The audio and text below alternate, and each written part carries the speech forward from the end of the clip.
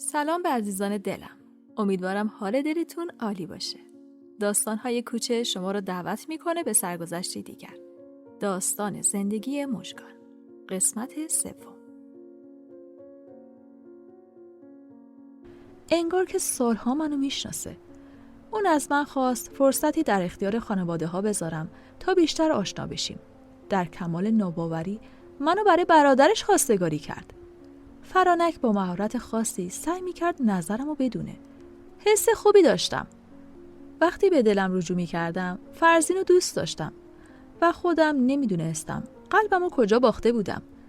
در حالی که می‌ترسیدم فرانک از پشت گوشی صدای قلبمو بشنوه، شماره خونه رو گفتم و بعد از خداحافظی حس شیرینی سراغم اومد. وقتی جریانو برای نازنین تعریف کردم، نگاهی به چشام انداخت و تبریک گفت. منو تو آغوشش کشید و گفت: مژگان، من میدونستم فرزین بهت علاقه‌مند شده. خندیدم و گفتم: باورم نمیشه نازنین. نازنین منو بوسید و گفت: چرا باور نمی‌کنی عزیزم؟ من انتظار چنین اتفاقی رو داشتم. شب همون روز مامان تماس گرفت و جریانو برام گفت. من با شرم و حیای خاصی به مامان گفتم: مامان، هر طور خودتون صلاح میدونید. در واقع به این خواستگاری راضی بودم. این حرفا تعارف بود. قرار شد تو اولین فرصت به شهرمون برگردم. از اساتید اجازه گرفتم و با کوله‌باری از امید و شادی برگشتم. قرار خواستگاری روز جمعه مشخص شد و من سر از پا نمیشناختم. شادی وصل نشدنی وجودم رو پر کرده بود. خانواده موسوی عصر جمعه برای خواستگاری اومدن. اون شب فرزین کت و شلوار مشکی پوشیده بود و همراه خواهر و مادرش اومده بود. اون پدرش رو 3 سال پیش از دست داده بود. فرزین دستگل رو در دستای من گذاشت.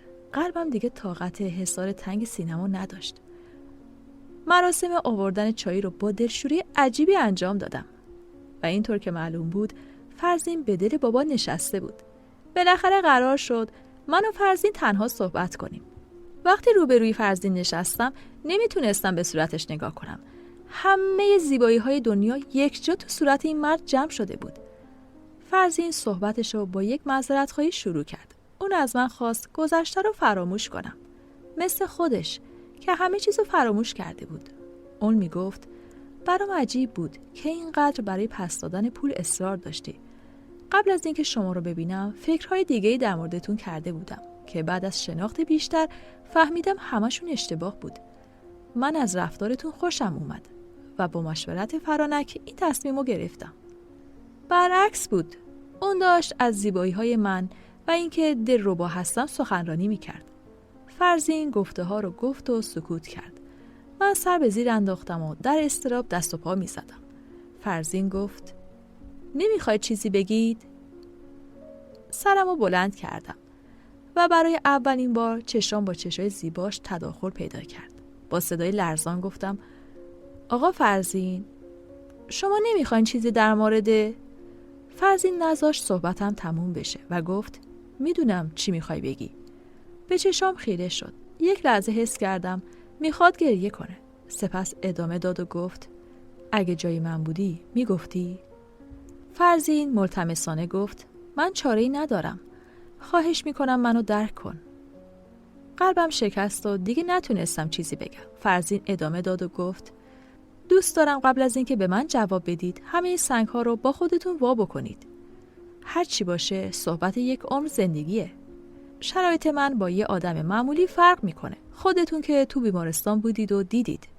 از خودتون بپرسید آیا میتونید با کسی که همچین مشکلی داره زندگی کنید؟ در ضمن من به خاطر شرایطی که دارم نمیتونم توی شهر شلوغ و جایی که آب و هوای خوبی نداره زندگی کنم. من خواسته ای از فرزین نداشتم جز اینکه اجازه درس خوندن رو به من بده و اینکه در آینده میخوام برم سر کار. فرزین حرفی نداشت. مراسم خواستگاری به خوبی تموم شد. بعد از مراسم خواستگاری قرار شد بابا با 2 از پسرعموهام برای تحقیق به چالوس برن. من به خاطر موضوع بیماری فرزین دلشوره داشتم، اما حالا کسی پیدا شده بود که واقعا دوستم داشت و اینو در عمل به من ثابت کرده بود. حس شیرینی داشتم که حاضر نبودم با همه دنیا عوضش کنم. ازدواج با فرزینو یک شانس بزرگ میدونستم که به من رو آورده بود. قرار شد برای دانشگاه دوباره به تهران برم. چاره‌ای نداشتم. جواب قطعی رو باید بعد از تحقیقات میدادم، هرچند که جواب من از همون ابتدا مثبت بود. در حالی که به شدت دلنگران بودم به خوابگاه رفتم. اولین سوالی که نازنین پرسید گفت نظر بابات چی بود؟ من همه مراسم خواستگاری رو برای نازنین تعریف کردم. اون شب هر دومون نخوابیدیم و تا صبح حرف زدیم. دوست داشتم همه چیز رو راجع به بیماری فرزین به بابا و مامان بگم، اما میترسیدم که فرزین ناراحت بشه. در واقع ترس از دست دادن فرزین مانع گفتن حقیقت بود. طاقتم تاق شده بود. هر بار با مامان تماس میگرفتم منتظر جواب تحقیقات بودم و اون در این باره صحبتی نمی کرد. دل تو دلم نبود. از ته دل آرزو می کردم جواب تحقیقات خوب باشه. من فرزین رو واقعا دوست داشتم و عشقی پاک بین ما به وجود اومده بود. بالاخره بعد از 1 هفته مامان زنگ زد. فرزین از هر لحاظ ایدئال بود. با شادی وصل ناشدنی برگشتم. قرار شد همدیگر رو بیشتر بشناسیم. 1 صیغه محرمیت بین ما خونده شد. من گذشته رو فراموش کرده بودم و حالا فقط از شادی اشک میریختم. فرزین با تعجب میگفت تو حتی تو شادی هم اشک میریزی؟ میشه اینقدر گریه نکنی؟ چشات ضعیف شده. حس قشنگ و عجیبی نسبت به فرزین پیدا کرده بودم. مامان بیتاب بود، چون با این ازدواج من هم از کنارش میرفتم. هر بار که مامان بیتابی میکرد اونو میبوسیدم و میگفتم نگران نباش مامان، قول میدم زود به زود بیام و بهتون سر بزنم. بابا مخالفتی نداشت، چون معتقد بود مهم خود من هستم و اگر میتونم تحمل کنم مشکلی نیست. جدا شدن از خانواده برام سخت بود، اما وقتی به عشقم فرزین فکر میکردم که چقدر دوستش دارم همه چیز برام آسون میشد. به خاطر اینکه هم من و هم فرزین و خانواده ها بیشتر از این در رفت آمد نباشیم قرار آزمایش خون گذاشته شد. جواب قطعی مثبت بود و فقط منتظر جواب آزمایش بودیم. بعد از انجام آزمایش با اجازه بابا قرار شد 1 ساعتی رو بریم بیرون. بابا همه چیزو به خوبی کنترل میکرد. قلبم تون تون میزد. وقتی جلوی ماشین فرزین نشستم حس غرور خاصی به سراغم اومد. چادرم رو درست کردم. سعی داشتم خودم رو آروم نشون بدم. فرزین گفت موافقی بریم پارک؟ با شرم و حیا گفتم هر جا شما راحت ترید. پس میریم پارک. نگاهی به من انداخت و ادامه داد خانم من از هر لحاظ تکه. سکوت منو که دید به نشونه گرفتن تایید گفت آره خانم. دوستش داشتم و هر چقدر که میگذشت این عشق بیشتر میشد، اما موضوع بیماریش و همینطور جدایی از خانوادم برام زجرآور شده بود. اما فرزین انگار هیچ استرسی نداشت. شوق به دست آوردن من آنچنان مستش کرده بود که همه چیزو فراموش کرده بود. تمام نیمکت‌های پارک پر بود. فرزین رها از همه چیز به سمت چمن رفت و گفت بیا اینجا بشین. کنارش ایستادم و گفتم اینجا؟ آره خانم اینجا، کیفش بیشتره اگه نم نداشته باشه. فرزین چمن رو امتحان کرد و گفت بشین، نم نداره. نشستم و فرزین کنارم نشست. اولین بار بود که اینقدر نزدیکم نشسته بود. حس می کردم قلبم میخواد از جا کنده بشه. فرزین گفت مژگان نمیدونی چه حسی دارم. کاش میتونستم کمی از این حسو به تو منتقل کنم. به پیراهن سبز پسته‌ای که پوشیده بود خیره شدم. حس میکردم از روی پیراهن تپش قلبشو میبینم. آروم گفتم فرزین من هم نمیتونم برات توصیف کنم که چه حسی دارم. فرزین گفت انگار از چیز ناراحتی. از سخنش جا خوردم. سکوت کردم. اون میدونست از چیزی رنج میبرم. گفت چی شده؟ با من درد و دل کن. گفتم از همین حالات دلم واسه بابا و مامان تنگ شده. فرزین گفت عزیزم ما که همون اول در موردش صحبت کردیم. نگران نباش. میاییم و بهشون سر میزنیم. فرزین سپس ادامه داد اگر هم به خاطر اون جریان ناراحتی قول مردونه بعد از عروسی بهشون میگیم. سر بلند کردم و گفتم هیچ چیز جز خودت برام مهم نیست. من تا آخرش باهات هستم فرزین. فرزین گفت قسم میخوری تا آخرش با من میمونی؟ حتی بعد از مرگم؟ بند دلم پاره شد. انگار جگرم آتیش گرفت. به حالت قهر صورتمو برگردوندم. فرزین گفت ناراحت شدی؟ مژگان قهری؟ در حالی که سعی کردم به خودم مسلط باشم گفتم قرار شد از این حرفا نزنی. فرزین گفت مژگان این قلب فقط به امید تو میزنه. از شنیدن این جمله عصبی شدم. فرزین سعی کرد که آرومم کنه اما فایده‌ای نداشت. من گریه می‌کردم و ترجیح دادم چند دقیقه رو به حالت قهر با اون حرف نزنم. فرزین با دیدن اشکام دستمالی از جیبش بیرون آورد و به من داد. من حقیقت رو پذیرفته بودم. فرزینو هر طور که بود می‌خواستم و به هیچ عنوان حاضر نبودم از دستش بدم. حتی اگه روزی صحبت مرگ و پیش بکشه من پیش مرگش می‌شدم. چند دقیقه بعد فرزین از کنارم بلند شد و رفت. تو این فاصله به رفتنش نگاه می‌کردم. از اینکه اینقدر دوستش داشتم و خدا رو شاکر بودم. تو افکار خودم غوطه‌ور بودم که فرزین با بستنی سر رسید. کنارم نشست و با صدای گرم و مهربونش گفت خانم‌های قهرغروب بستنی گیرشون نمیادا. بستنی رو جلوی صورتم گرفت و گفت بیا، بستنی برای شادی خوبه. با لبخند به صورت زیباش نگاه کردم. گفت آهان، حالا شده یه خانم خوب، بگیر. صبح زود فردا به خاطر کلاس مهمی که داشتم مجبور بودم دوباره به تهران و خوابگاه برگردم. فرزین همراه خواهر و مامان منو تا ترمینال همراهی کرد. ساکمو بلند کرد و به سمت جعبه اتوبوس برد. همیشه وقتی از ترمینال به سمت خوابگاه می رفتم حس تنهایی و بیکسی شدیدی سراغم می اومد. اما این بار با اومدن فرزین دیگه این حس رو نداشتم. انگار خواب و رویا می دیدم. چقدر دنیا برام تماشایی شده بود. با داشتنش همه مشکلاتم رو فراموش کرده بودم. حس می کردم حالا برای خودم کسی شدم. چون کسی تو این دنیا پیدا کرده بودم که برام ارزش قائل بود. از نگاه‌های بقیه به فرزین و خودم حس غرور پیدا می کردم. فرزین پلاستیک خوراکی رو به دستم داد و گفت بیا خانم، هر چند برات ضرر داره اما بخور، برای یک بار عیبی نداره. خندیدم و گفتم دست درد نکنه. راستی تو کی میری چالوس؟ فرزین گفت من هم کم کم راه میافتم. هر وقت رسیدی به من زنگ بزن تا از نگرانی بیرون بیام. سرمو به علامت تایید پایین آوردم. فرزین گفت مواظب خودت باش. از اینکه از فرزین جدا می شدم اشک تو چشام جمع شد. داشتم اشکامو پنهون می کردم که متوجه شد. با صدای گرمش گفت مژگان چیه؟ چرا داری گریه می کنی؟ با شنیدن این جمله از دهان فرزین بیشتر دلم گرفت. اشکامم پایین ریخت. فرزین گفت گریه نکن، باز دوباره میای همدیگر رو می بینیم، یا من میام می بینمت. اشکامو پاک کردم و آروم گرفتم. فرزین خداحافظی کرد و من بعد از روبوسی با مامان و خواهر سوار اتوبوس شدم. از پشت شیشه خانواده‌مو می‌دیدم. فرزین برام دست تکون داد. لبخندی زدم و براش دست تکون دادم. در حالی که حس دلتنگی شدیدی وجودمو آزار میداد و اشکامو پاک می‌کردم به تهران رسیدم.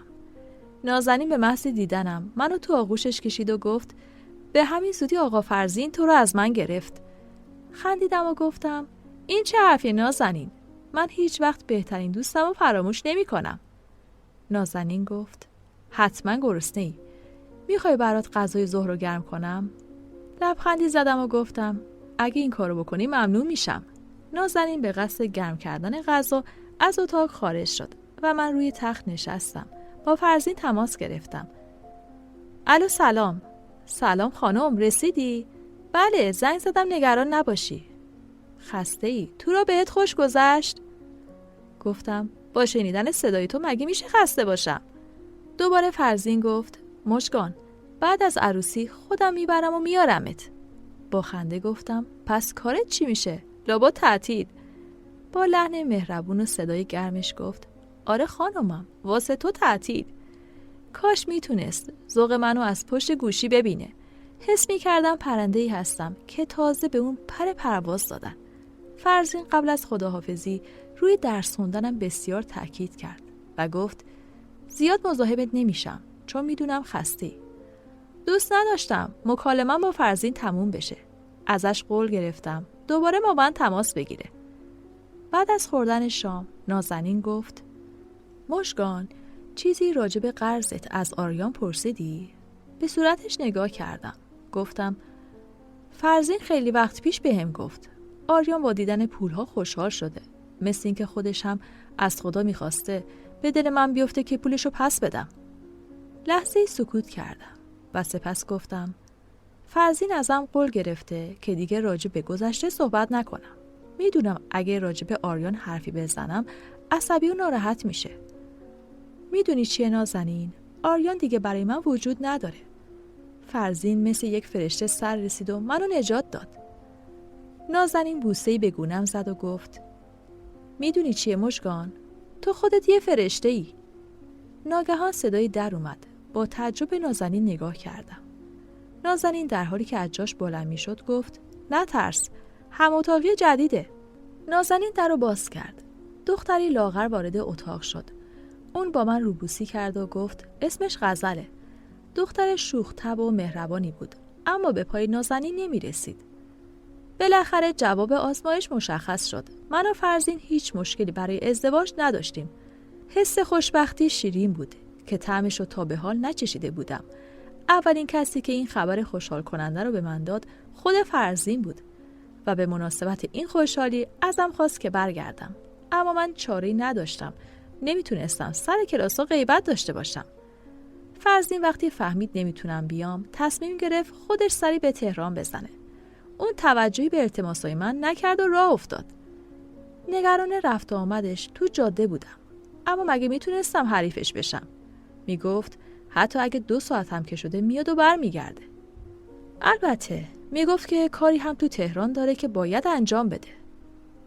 غزل و نازنین هم به خاطر من خوشحال بودن. غزل عقد کرده پسرعموش بود و تنها نازنین مونده بود. همون روزا از خدا خواستم همسری مناسب و مهربون نصیب نازنین بشه. ساعتی بعد مامان و خواهرم با موبایلم تماس گرفتن و تبریک گفتن. جالب این که اونو هم دوست داشتن من برگردم.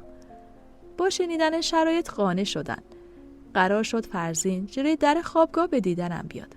اما چون نگهبانی جلوی در سختگیر بود، بنابراین قرار شد که جلوی در دانشگاه منتظرش باشم. نگهبانی منو میشناخت و میدونست اگه میگم فرزین نامزدمه راست میگم، اما به قول خودش مسئولیت داشت. چون میدونستم انتظار چقدر سخته، زودتر از ساعت تعیین شده جلوی در دانشگاه روی نیمکت‌های اتوبوس واحد نشستم. دقیقه بعد فرزین با موبایلم تماس گرفت و پرسید دقیقاً کجا هستم. براش آدرس رو گفتم و بعد ماشین رو دیدم. اون با دیدنم از ماشین پیاده شد. بعد از سلام و احوالپرسی در رو برام باز کرد. به خاطر اینکه دیر کرده بود عذرخواهی کرد. سپس تصمیم گرفتیم به پارک بریم. فرزین گفت مژگان جان، بهانه خوبی دستم اومد، چون دلم خیلی برات تنگ شده بود. فرزین اصلا به من فرصت ابراز احساسات نمیداد. در واقع این من بودم که از خدا خواسته منتظر موقعیتی بودم که یک دل سیر نگاش کنم. دلم یک دنیا براش تنگ شده بود. با وجود فرزین 100 برابر با مژگان قبلی فرق کرده بودم. انگار مژگان دیگه‌ای شده بودم. فرزین گفت نهار چی میخوری؟ گفتم من یه ساندویچ. سپس نگاهی به فرزین انداختم و گفتم تو چی میخوری؟ فرزین گفت من موافقم. راستی هم اتاقی‌ها چطورن؟ باهاشون راحتی؟ دخترای خوبی هستن؟ نگران نباش، دوستای خوبی هستن. بقیه مسیر در سکوت اما ترافیک سپری شد. به پارک رفتیم. فرزین ازم خواست روی نیمکت بشینم و خودش کنارم نشست. ناگهان غم عجیبی سراغم اومد. یاد گذشته وجودم رو آزار داد. فرزین متوجه شده بود. پرسید چیزی شده؟ سرمو انداختم پایین و گفتم از اشتباهات گذشته پشیمونم. فرزین جا خورد اما سکوت کرد. چادرمو درست کردم و گفتم وقتی یاد سوسن و حق و سکوتش و اون دروغگویی به همه چیز میافتم از خودم بدم میاد. از عشقی که تو گذشته نسبت به آریان داشتم، از خود بیارزشم بدم میاد. لحظه‌ای سکوت کردم و از اینکه فرزین عصبانی شده بود ترسیدم. منومن کنان گفتم البته الان خوشبختم چون تو رو دارم. من با همه وجود دوستت دارم و به عشق تو زندم. تو مثل یه مرد سر رسیدی، عین یه فرشته.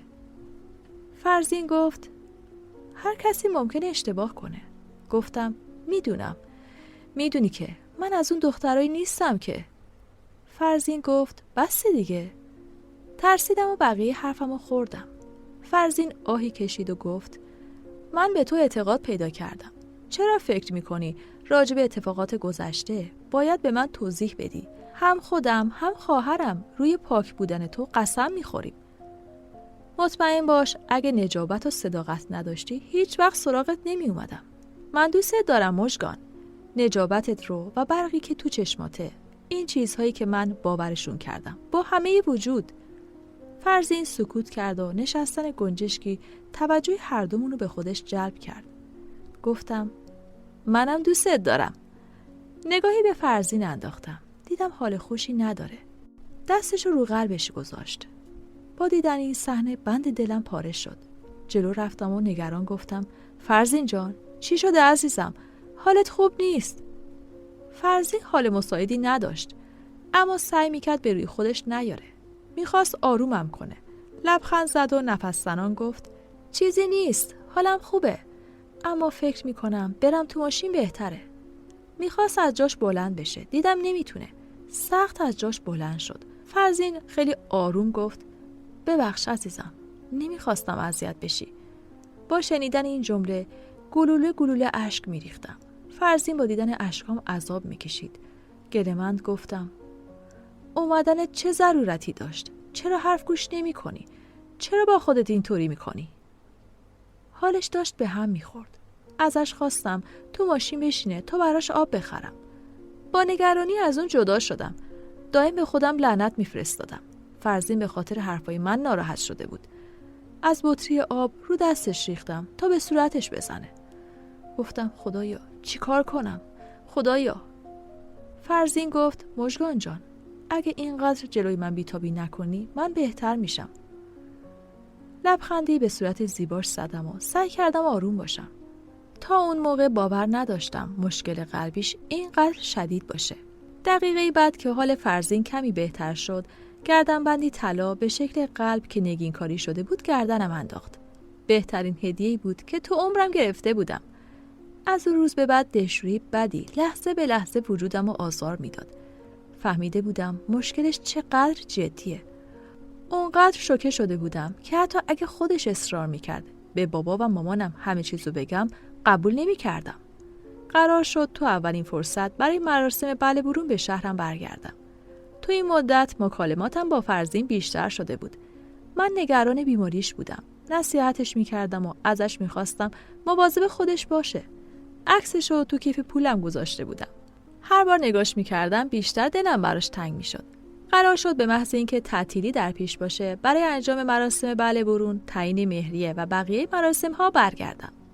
اما هرچه تقویمو نگاه میکردم تعطیلی در پیش نبود. از اینکه مراسم ها به خاطر درس و دانشگاه عقب میافتاد ناراحت بودم. هر بار به فرزین گله میکردم. میخواست صبور باشم و اگه یک لحظه از درس خوندن غفلت کنم دعوای سختی میکنه و منو به درس خوندن تشویق میکرد. من تو همین خوشخیالی ها غوطه‌ور بودم که یک روز پنجشنبه مامان به موبایلم تماس گرفت. صداش غمناک بود. همون لحظه قلبم فرو ریخت. سکوت کردم. گذاشتم هر طور که دوست داره حرفشو به من منتقل کنه. مامان گفت مژگان جان بهتره فرزینو فراموش کنی. قلبم داشت از جا کنده می شد. گریم گرفت و توانایی سخن گفتن رو نداشتم. فقط پشت سر هم دلیلشو می پرسیدم. مامان دست پاچه شد. اینو می تونستم از صداش تشخیص بدم. کمی دلداریم داد چون می دونست دیوانه‌وار فرزینو دوست دارم. بعد برام توضیح داد که 2 ساعت پیش یک نفر تماس گرفته و همه چیزو راجع به بیماری قلبی فرزین گفته. بابا هم عصبانی شد و همه چیزو به هم زده. مامان میگفت و من گریه میکردم. کاش لابلای حرفاش میگفت فرزین یک معتاد، یک دزد، آدم عوضی و همه کار است، اما هیچ کدومو نگفت. همون شب فرزین به موبایلم تماس گرفت. فکر میکرد چیزی نمیدونم. وقتی بغض و گریه منو شنید با تعجب گفت مژگان کی بهت گفته؟ گفتم اون چیزی که نباید میشد شد. دیگه چه فرقی میکنه کی گفته؟ مژگان جان خواهش میکنم گریه نکن. با عصبانیت گفتم چطور میتونم گریه نکنم؟ چطور میتونی بگی آروم باشم؟ فرزین گفت چرا عصبانی میشی عزیزم؟ من فقط میگم با گریه کردن چیزی درست نمیشه. ناراحتی رو میتونستم از صداش تشخیص بدم، اما سعی میکرد منو آروم کنه. با گریه گفتم آخه از چیزی که میترسیدم سرم اومد. نترس مژگان جان، همه چیز درست میشه.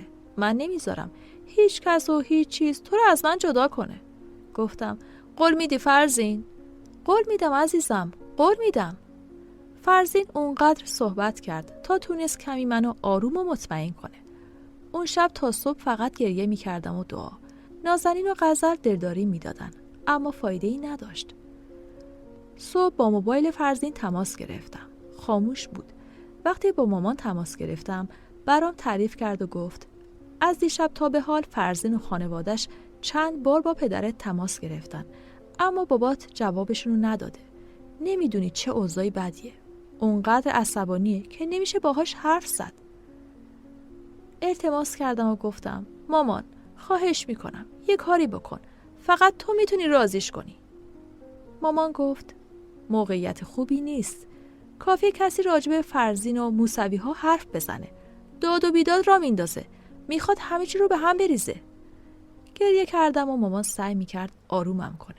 از شدت گریه به تماس پایان دادم. میخواستم هر طور شده خودم برگردم و کارا رو سر و سامون بدم.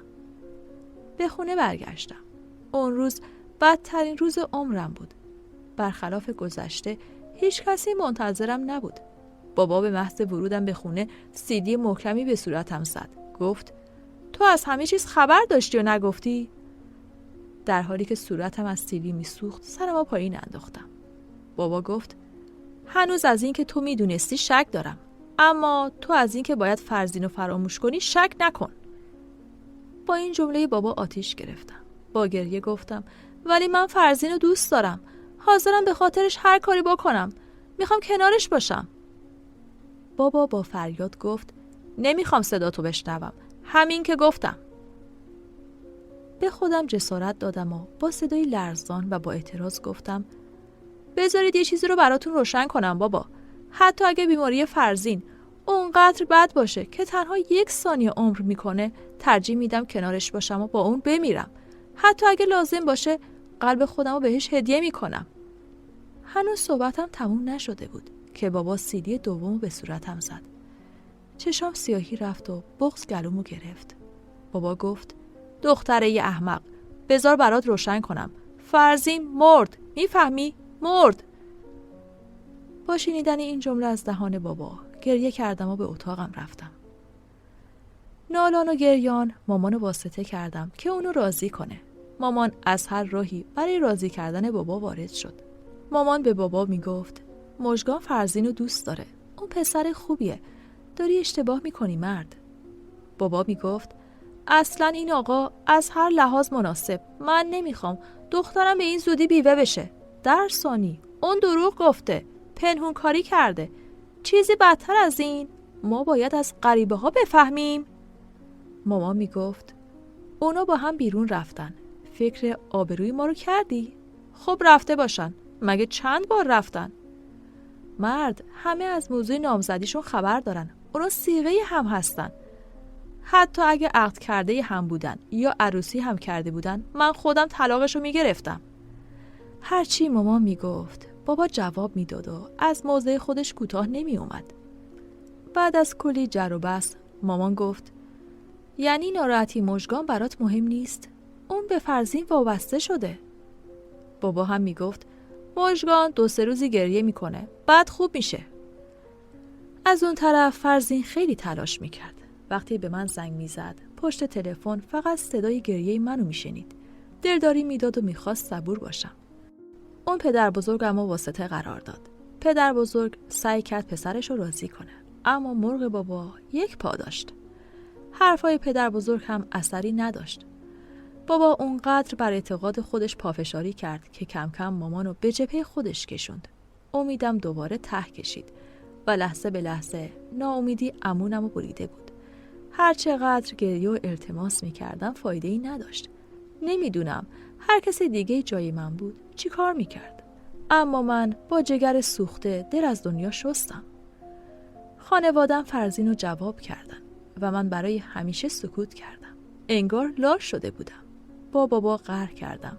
دنیا برام مثل یک جهنم شده بود.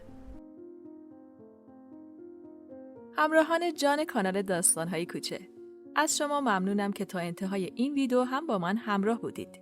لطفاً قبل از اینکه برید ویدیوی بعدی رو نگاه کنید، کانال داستان‌های کوچه رو سابسکرایب کنید، با لایک، کامنت و شیر کردن از من حمایت کنید. امیدوارم حال دلتون عالی باشه.